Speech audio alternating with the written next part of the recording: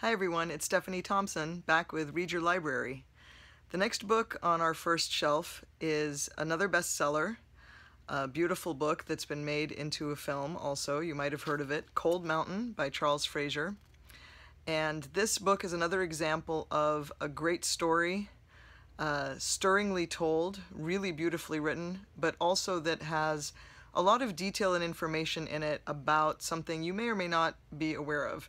If you're a Civil War buff, the U.S. Civil War, you may already know the background and details of some of what's covered in this book, but basically this is a pretty much tragic, not to give anything away, love story set in the final waning period of the U.S. Civil War. And I'm sure you know that the U.S. Civil War was a truly horrible war and fought, in the name of freeing the slaves from the South, which of course was a noble cause, but that really pitted the states against each other in a horrible way that has never been duplicated, fortunately. And you probably know that more Americans died in the Civil War than in all the other wars we've been in put together.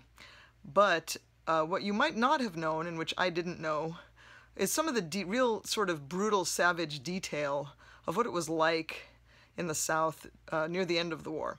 So the story is of this Confederate soldier, Inman, who is wounded in battle and decides he's had enough. He was never been very supportive of the war on the southern side in the first place, and he decides he's done and he's just going to go home to his, I'm not sure if she's his wife yet, I don't remember, but his love, Ada. And so the story follows them both in a parallel way as he's trying to make his way home on foot through this sort of disintegrating South as the war is coming to its inevitable conclusion. She, in the meantime, is trying to survive being left behind, a woman on her own, and she partners up with another woman who needs help, and they try to keep the farm running and try to keep themselves safe, because in the South at this time, there's a lot of horrible things happening. They're losing the war. The slaves are getting a taste of freedom, the promise of freedom. There are slaves on the loose. There are slaves being recaptured. There are soldiers fed up with the war who don't want to fight anymore. And then there is this group of sort of self-appointed vigilantes who've decided to hunt down soldiers they consider deserters and punish them for backing out of the war effort.